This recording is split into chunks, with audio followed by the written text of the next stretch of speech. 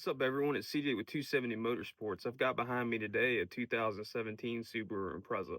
Today we're going to be putting wheel hubs all the way around the vehicle. The reason why is because going down the road, especially in excess of 55 miles an hour, there's a pretty loud hum. If we don't replace these, it's going to start causing some serious issues, and we just want to go ahead and avoid that.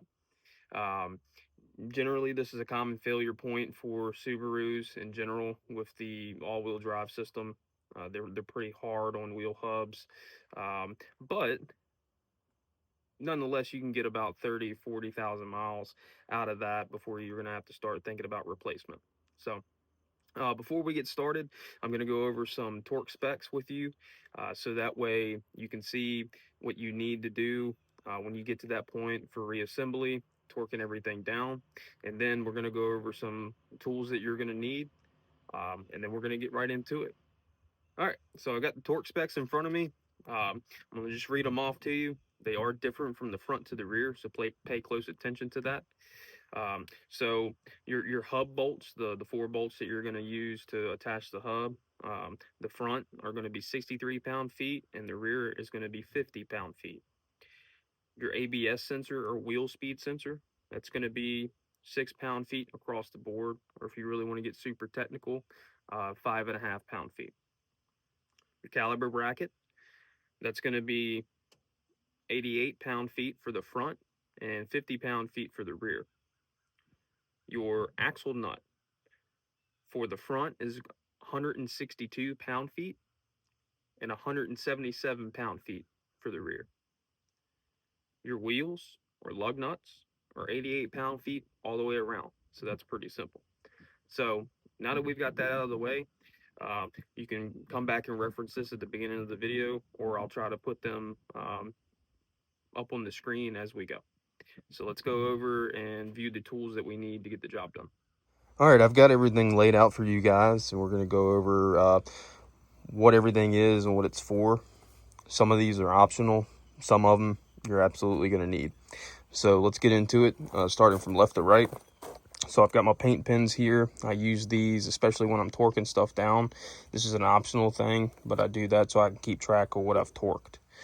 Definitely going to need a can of brake clean. Keep everything cleaned up, because you are, especially for the rear, you're going to be removing the parking brakes and all that, so it's going to get a little dusty. The bottled water is optional. That's for me for hydration. You're going to need a chisel set. This is mainly for your nut for the hub. You're going to need to pry that tab up so you can spin the axle nut off and pop it back down whenever you're done to secure it. Definitely going to need a pry bar. I mainly use this for the calipers, to depress the caliper so I can get the bracket and all that off. You're going to need a couple of extensions, a breaker bar, long handle breaker bar. I normally use a small flathead screwdriver just to keep everything from spinning. That's optional. You're going to need a 14 millimeter box end wrench. That's going to be for your caliper bracket bolts. You're going to need a ratchet, 14 millimeter shallow and 3/8 and 1/2 inch. The 1/2 inch stuff is optional. It's just I have a 1/2 inch torque wrench that I use to do everything with, because I don't have a 3/8 drive torque wrench that'll go up this high. The 14 millimeter are going to be for your bracket bolts and for your hub bolts, so that's going to be consistent. So I've got shallow and deep here. We have 10 millimeter for your wheel speed sensor, the 32 millimeters for your axle nut. You're definitely going to need that. I've got an adapter for that because this is 3/4 drive, so I've got a 1/2 inch to 3/4 adapter. You're definitely going to need a 19 millimeter socket for your lug nuts. I've mentioned my torque wrench. You're definitely going to need that, so that way when you go and torque everything down, you can make sure everything's fastened correctly. Your hammer, it's kind of optional, but you're definitely going to probably want to use this to get that CV axle slid up. I've got a wire brush on my drill here so I can clean everything up. once I get it off, I've got a 1/2 inch impact, and then I've got grease loaded up in my grease gun. You don't need a grease gun, you just need a little bit of grease for that CV axle. So that's everything that I've got laid out here, and let's start getting into it. All right, I've started by jacking the car up. You are going to need, of course, a jack stand to support that. All right, guys. As you can see, I got the wheel off. My camera, for some reason, died when I took the wheel off. But I trust that you know how to do that. So I'm just going to walk you through everything you need to do. I'm not going to be able to wrench and do it at the same time just because I need both hands to do this stuff. But we'll just talk about it right before I do it, and then we'll go step by step, okay? So the first thing that I'm going to do is I'm going to take a pry bar here, and I'm going to pry on the caliper just to depress the piston a little bit so then I can take it off. You do not need to take these bolts off, these slide pins off for the caliper. Just take these bolts off right here for the caliper bracket. So you got a top and a bottom one way down in here. But just take those off and then sit your caliper and all that stuff over. You can either take something and wrap it around your coil here, or I'll just probably lay mine right up in this valley just to support it so that way you don't damage your. All right, so I have the caliper depressed here. I don't know if you can see that in the video, but it's wiggling, so it's pretty free. We're just trying to get the pads off of the rotor. So I'm going to take my 14 millimeter and I'm going to crack this bolt and another bolt down here. That one there. And then I'm going to remove the caliper bracket in its entirety. So I'm going to do that real quick and get back with you. All right, as you can see, I got my caliper and bracket off. I threw the bolts back in the holes so that way I don't lose them. That's going to stay put. So next I'm going to remove this wheel speed sensor right here. Again, that's a 10 millimeter. Loosen that up, and I'm going to lay that over somewhere in here so that way it doesn't get damaged. These are very, very sensitive, so make sure you keep them clean and don't mess around with them too much. All right, I got the wheel speed sensor out. Threaded my bolt back in there so again I don't lose that, and put my caliper up here, and that's the wheel speed sensor. So I'm not going to really be touching anything over here. Everything's going to be focused here. The next thing we're going to do is I'm going to work on this axle nut here. I'm going to leave my rotor on because I'm going to actually use the parking brake to release this axle nut. It's just a little bit easier. It's optional. But I'm going to peel this tab up where they have here. Peel that up so you don't ream the CV axle. And get that off, or loosened up rather. Then I'm going to take and slide my rotor off and go from there. All right, so I've got our rotor off and I've got our axle nut loose. I'm going to just keep that loose there. This is especially, comes in handy for your screwdriver, your punch or chisel to get and bend this up. So this may look a little complicated because you're like, oh man, I'm gonna have to take all these brake shoes and all that. You're not. This is all one unit right here, and then this slides out. So all you're gonna have to do at this point is make sure your CV axle, so as you can see by me punching and chiseling, it's already loosened up the CV axle. Just make sure that's all the way loose, okay? And then you can now focus on the 4 bolts you need to get to. All right, so I'm laying up underneath the car. As you can see, it's just a little bit easier to get to these that way. But these are your 4 bolts. There's another one tucked up in here that you're gonna wanna get to, so that way you can pull the hub off. So this is where your extensions come into play, just because it's kind of tight up in here to get to everything. So I'm going to take a 14 millimeter 3/8 drive extension, and I'm going to crack these loose with my breaker bar, and then just use a ratchet to get them out all the way. Or if you've got some fancy stuff, you can just pop them loose with the breaker bar and use your power ratchet or something like that. So I'm going to get these off and then probably crawl out from underneath the car, and then we'll take the hub off from the front. All right, so I've got these bolts out. I left 2 in here, just kind of threaded, so that way it can help me not have this fall down. Your emergency brake stuff. We're just gonna pull the hub straight out. Make sure, again, you push your CV axle in all the way. You might have to take a punch or hammer or something like that to get it to break free.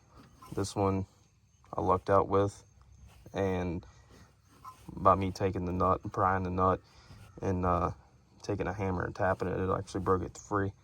So now I'm gonna pull the hub straight through here. Try to keep this on the car if you can. If not, it's fine. It's not gonna mess up anything. Just gently lay it down on the ground. All right, so again, I've got the CV axle here. Thankfully, my wife came out here so she can hold the camera. But you can either try to wiggle this loose and keep this on the car. If not, then just take it all the way off. This whole thing will come off. You don't have to worry about this hose down here. It's not going to hurt anything. Just make sure you clear the CV axle.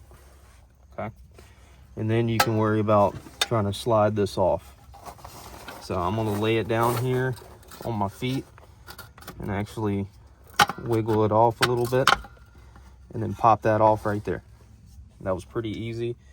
So I'm going to sit this back up here and put a couple of bolts through it so that way it'll stay, and then we'll go forth and conquer the rest. One thing real quick, we'll talk about these bolts. You can reuse these bolts. It is okay to do so. Just clean these up. You know, if you happen to snap one for any reason, or just don't like the way they look, you can go get new ones. Or if you get a kit that already has them in there, like what I did, then you don't have to worry about it. You can just discard these or use it for something else. But other than that, these are not, to my knowledge, torque to yield in all the research that I've done, so you're not going to have to worry about that. So just wanted to take the time to talk about this real quick. All right, so I've got the wheel hub here. You can see pretty good, decent amount of wear when you turn it. You can actually feel the grinding in there. It's not super great. You can see a little bit where like the grease and all that's coming out. It actually has a little bit of smell to it. So this wheel hub wasn't in the greatest of shape. Doesn't sound too good either when you turn it. So again, that's why we're replacing this stuff. All right, so this is where your brake clean and rag comes up in here. You see there's a pretty good amount of dust and dirt, rust up in here. So clean this off, clean your face off. I'm gonna clean the CV axle up a little bit. And then inside the park and brake, up in here, this orifice and the mating surface to both, I'm gonna clean that up. So that way, when we put the new stuff in there, it's not gonna score anything up or anything. So I'm gonna get that done real quick. I'll get back with you.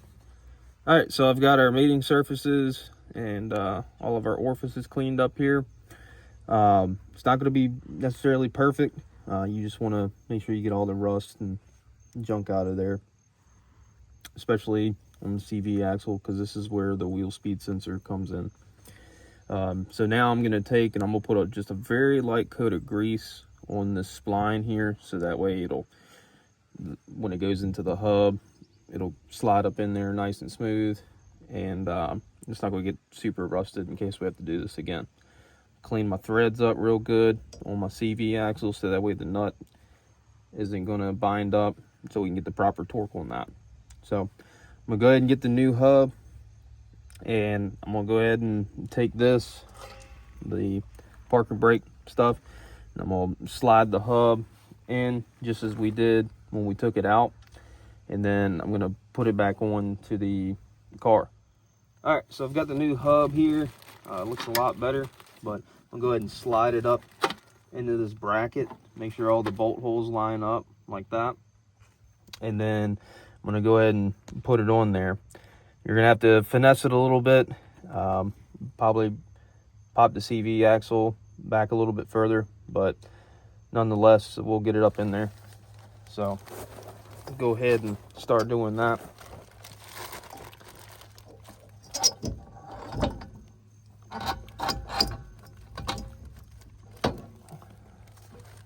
So this will rotate around independent of the hub. So when you do this, you just have to be really careful how much you rotate it to be able to line the splines up for the CV axle. So that way you're not causing yourself issues trying to get these bolt holes lined up later on. So right now, I think we've got it pretty much in. I'm gonna take my new bolts that I have here that I've got in my bag. I've got thread locker on there, and then I'm gonna start securing them. All right, so I'm laying up beneath the car. The 2 bolts over here are probably easier for you to do from the bottom as far as getting them threaded in. These you can do from up top very easily. So I've got my 1/2-inch extension socket, 14 millimeter, attached to my torque wrench. I'm gonna go ahead and torque these down to 50 pound-feet, 50 pound-feet. All right, so as promised, I got all those bolts back there torqued. Put a little red dot on there so I keep track of it. I'm gonna go ahead and put the axle nut on loosely. I'm not gonna tighten it all the way down. I'm gonna just snug it up, so that way my CV axle doesn't go anywhere. Then I'm gonna throw the rotor back on. This is the old axle nut. I would advise to just go ahead and spend a little bit of money and get a new one, just because of this little detent right there, so you don't mess the threads up on your CV axle. You can see in there that the threads are kind of gummed up. So go ahead and throw the rotor back on with a little brake clean, and clean it off on the inside for the parking brake.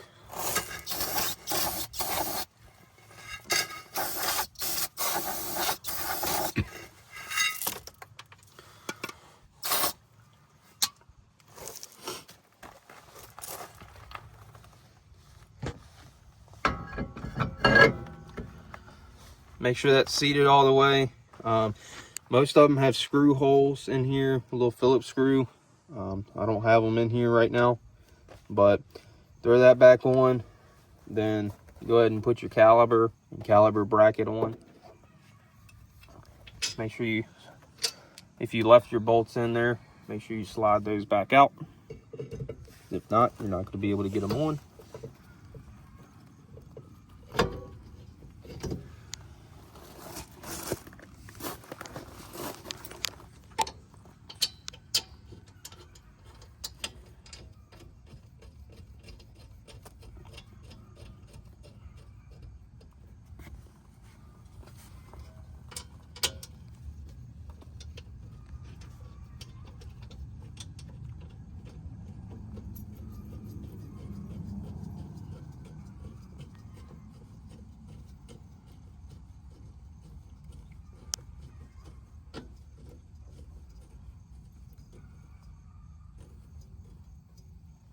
Always make sure you hand thread everything in before you use any sort of electronic ratchet or air ratchet or anything like that, so you don't strip your bolts out or snap them. I'm gonna take the wheel speed sensor right here and just kind of clean the dust and all that stuff off of it.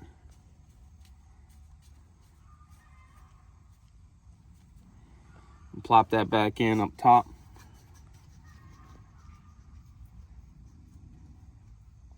And then we'll be ready to torque everything down. All right, so we'll go ahead and torque these caliper bracket bolts. Already did the wheel speed sensor, but these are 50 pound-feet, so your torque wrench should already be set to that.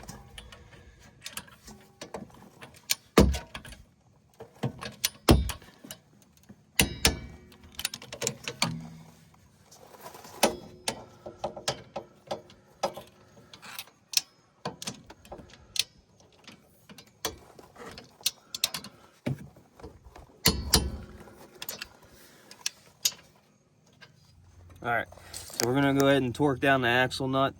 Again, it's 177 pound-feet, and I'm gonna go ahead and do that. You might want to do that standing up, not sitting down, because that is a pretty good amount.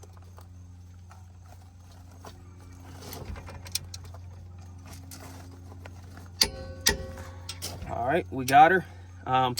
Again, I use the parking brake as my advantage to keep this from rotating, because I don't have anywhere where I can stick like a screwdriver or a pry bar or something in there to keep the rotor from spinning. But we got it. Next thing I'm gonna do is I'm gonna take me a little punch, and I'm gonna punch this into the detent right there, mark it, and check in play. So the process for this is a little bit easier on the front because you don't have the parking brake and all that stuff to worry about. But when it comes to torquing down your axle nut, you might want to get a helper or somebody to hold the brake pedal down while you're torquing this to help you. So if not, you know, they do make tools that you can attach to the studs here to keep the whole hub from turning. But other than that, this is pretty much the entire process of it. All right, got the wheel back on. We'll go ahead and torque it down to 88 pound-feet. And I'm gonna check in play. The book wants you to actually set a dial bore gauge on there. I believe the max is about 3 thou, but you know, as long as the tire doesn't move or whatever, we should be good. So I always do this in the crosshatch pattern. I do still have the parking brake on.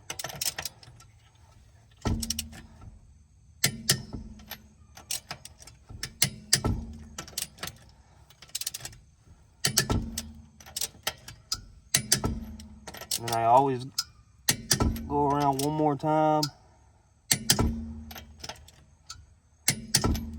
Make sure they're all snug. And then we should be good to go.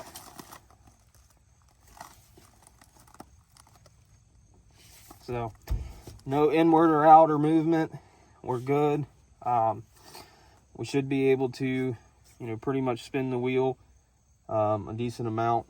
You're not going to be able to do it with so much on an all-wheel drive, but just kind of take a listen to it and make sure that it's good to go. All right, so we pretty much got all that buttoned up. The person that we're doing this for should be really happy with this. We're going to reduce all that humming noise, or actually get rid of it in its entirety. The car should travel smoother. Overall, it's not that bad of a job to do. It's going to take you about 4 hours to do all the way around, 1 hour per corner. If you're really, really good and have a lift, it might take you a little bit less. But other than that, it's pretty seamless, straightforward. Don't be too intimidated by it. As always, like, follow, subscribe. Let me know down in the comments what kind of content you want to see. I appreciate all of you tuning in and watching this video, and we'll see you in the next one.